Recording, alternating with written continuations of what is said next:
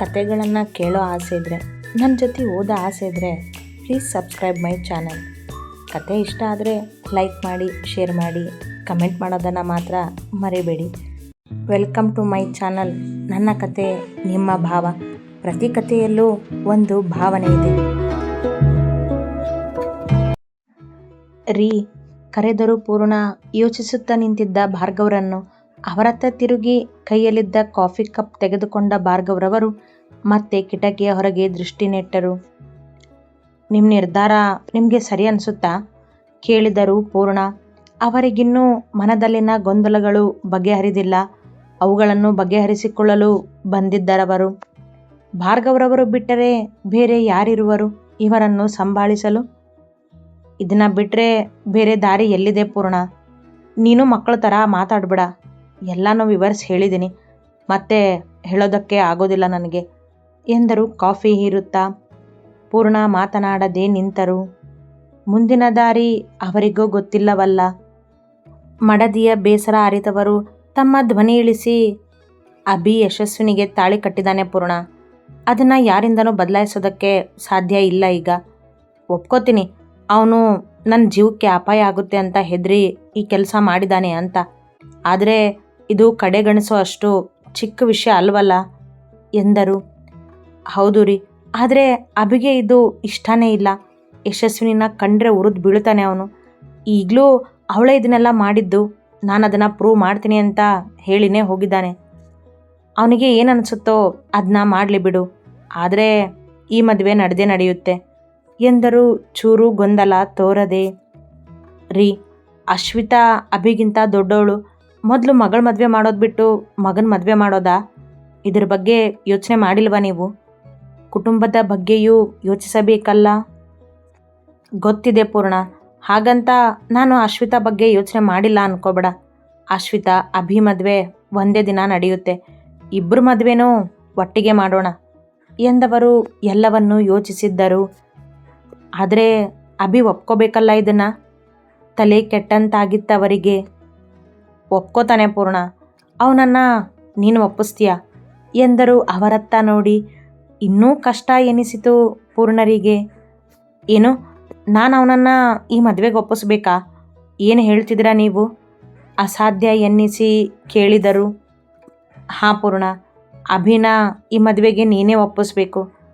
ಇದು ನಿನ್ನಿಂದ ಮಾತ್ರ ಸಾಧ್ಯ ಎಂದರು ಭಾರ್ಗವ್ ಮತ್ತೆ ಕಿಟಕಿಯ ಹೊರಗೆ ನೋಡುತ್ತಾ. ತಮ್ಮ ಮಾತಿಗಿಂತ ಹೆಚ್ಚಾಗಿ ಪೂರ್ಣರವರ ಮಾತಿಗೆ ಬೆಲೆ ಜಾಸ್ತಿ ಅವನ ಬಳಿ. ಅದನ್ನು ಭಾರ್ಗವ್ ಚೆನ್ನಾಗಿ ಬಲ್ಲರು. ಇಲ್ಲ ರೀ, ನಾನು ಇದನ್ನೆಲ್ಲ ಮಾಡೋದಿಲ್ಲ. ಅವನ ಮನಸ್ಸಿನ ವಿರುದ್ಧ ನಾನು ಹೋಗೋದಿಲ್ಲ. ಅವನಿಗೆ ಯಶಸ್ವಿನಿನ ಕಂಡ್ರೆ ಆಗೋದಿಲ್ಲ, ಇಷ್ಟನೂ ಇಲ್ಲ. ಇದು ಬಲವಂತದ ಮದುವೆ ಆಗುತ್ತೆ ಅಂದಮೇಲೆ ಈ ಮದುವೆ ಆದರೆ ಅವರು ಸುಖವಾಗಿರ್ತಾರೆ ಅಂತ ನಿಮ್ಗೆ ಅನಿಸುತ್ತಾ? ಒಂದು ಸರಿ ಯೋಚನೆ ಮಾಡಿ ನೀವು. ಈ ಬಾರಿ ಧ್ವನಿ ಏರಿಸಿದರು. ನೀನು ಬರೀ ಇದನ್ನಷ್ಟೇ ಯೋಚನೆ ಮಾಡ್ತಿದ್ಯಾ ಪೂರ್ಣ? ಆದರೆ ಇವರಿಬ್ಬರ ಮದುವೆನ ಯಾರು ಮಾಡಿಸಿದ್ರು ಅಂತ ಯೋಚನೆ ಮಾಡಿದೀಯಾ? ನನ್ನನ್ನು ಮುಂದಿಟ್ಕೊಂಡು ಅಭಿಗೆ ಹೆದರಿಸಿ ಅವನ ಜೊತೆ ಯಶಸ್ವಿನಿ ಮದುವೆ ಮಾಡಿಸಿದ್ರೆ ಯಾರಿಗೇನು ಲಾಭ ಇದೆ? ಯಾಕೆ ಈ ಥರ ಮಾಡಿದ್ರು?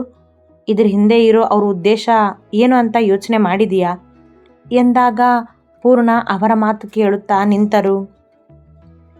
ನನಗನ್ಸುತ್ತೆ ಯಾರೋ ಇದನ್ನೆಲ್ಲ ಬೇಕಂತಾನೆ ಮಾಡಿದ್ದಾರೆ. ಅಲ್ಲದೆ ನನಗೆ ಅಲರ್ಜಿ ಇರೋ ವಿಷಯ ಗೊತ್ತಿದ್ದೆ. ಅಂದರೆ ಯಾರೋ ನಮಗೆ ಹತ್ತಿರವಾಗಿರೋರೇ ಇದ್ದಾರೆ. ಯಶಸ್ವಿನಿ ಜೀವನ ಹಾಳಾಗೋದಕ್ಕಿಂತ ಅಭಿ ಜೀವನ ಹಾಳು ಮಾಡಬೇಕು ಅನ್ನೋ ಉದ್ದೇಶದಿಂದಾನೇ ಮಾಡಿದ್ದಾರೆ ಇದನ್ನು. ನನಗೆ ಇದು ಮಾತ್ರ ಬಲವಾಗಿ ಅನ್ನಿಸ್ತಿದೆ ಎಂದಾಗ ಪೂರ್ಣರಿಗೆ ಆತಂಕವಾಯಿತು. ನಮ್ಮ ಅಭಿ ಜೀವನ ಹಾಳು ಮಾಡೋರು ಯಾರಿದ್ದಾರೆ ರೀ ಎಂದು ಕೇಳಿದರು.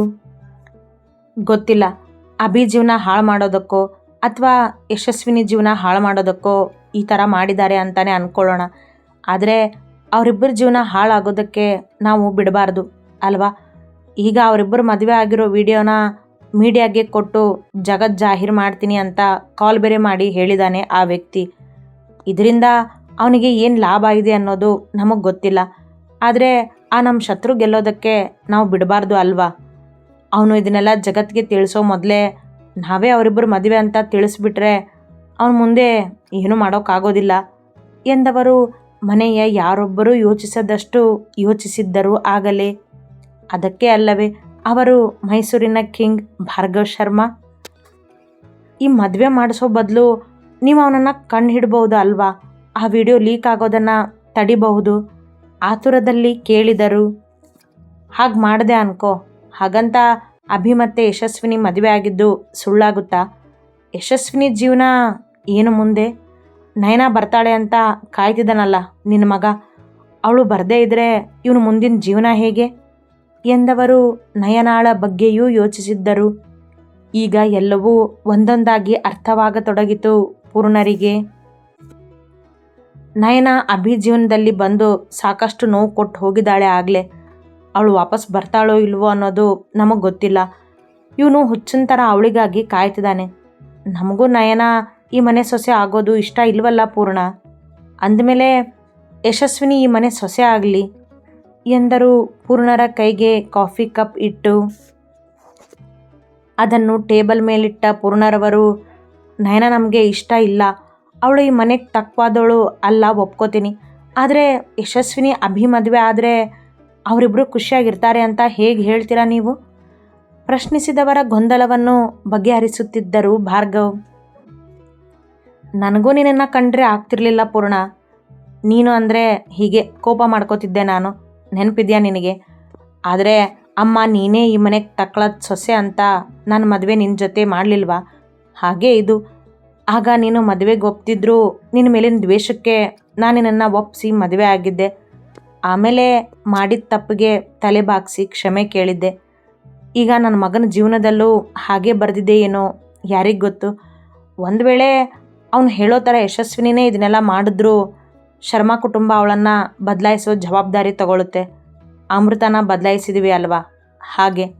ಅಥವಾ ಅವಳು ಅಭಿನ ಪ್ರೀತಿಸೋದೇ ನಿಜವಾಗಿದ್ದರೆ ಅವರಿಬ್ಬರ ಜೀವನ ಸರಿ ಮಾಡೋ ಜವಾಬ್ದಾರಿನೂ ತಗೊಳುತ್ತೆ. ಅವಳು ಪ್ರೀತಿ ಪರವಾಗಿ ಈ ಕುಟುಂಬ ನಿಲ್ಲುತ್ತೆ. ಆಗ ನಮ್ಮ ಮಗನ್ನೇ ಬದಲಾಯಿಸೋಣ ಎಂದರು ನಂಬಿಕೆಯಿಂದ. ಪೂರ್ಣರವರು ಈಗಲೂ ಮೌನ ವಹಿಸಿದರು. ಇಷ್ಟೊಂದು ಯೋಚನೆ ಯಾಕೆ ಮಾಡ್ತಿದ್ಯಾ ಪೂರ್ಣ? ನೀನೇ ಹೇಳಿದ್ದೆ ಅಲ್ವಾ, ನನ್ನ ವರ್ಧನ್ ಮಧ್ಯೆ ಇರೋ ದ್ವೇಷ ಕಡಿಮೆ ಆಗುತ್ತೆ ಅನ್ನೋದಾದರೆ ಯಶಸ್ವಿನಿನ ಈ ಮನೆ ಸೊಸೆ ಮಾಡ್ಕೋತೀನಿ ಅಂತ.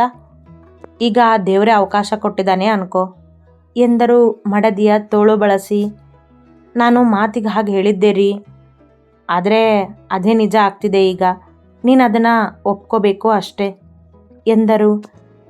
ಆದರೆ ಅಭಿ, ಅವನ ಬಗ್ಗೆಯ ಭಯ ಅವರಿಗೆ. ಒಪ್ತಾನೆ, ನೀನು ಒಪ್ಪಿಸ್ತೀಯಾ? ನನ್ನ ಅಮ್ಮ ನಿನ್ನನ್ನು ಮದುವೆ ಆಗೋದಕ್ಕೆ ಹೇಗೆ ಒಪ್ಪಿಸಿದ್ರೋ ಹಾಗೆ ನೀನು ಅವನನ್ನು ಒಪ್ಪಿಸ್ತೀಯಾ ಎಂದರು ಸಣ್ಣ ನಗುವಿನೊಂದಿಗೆ.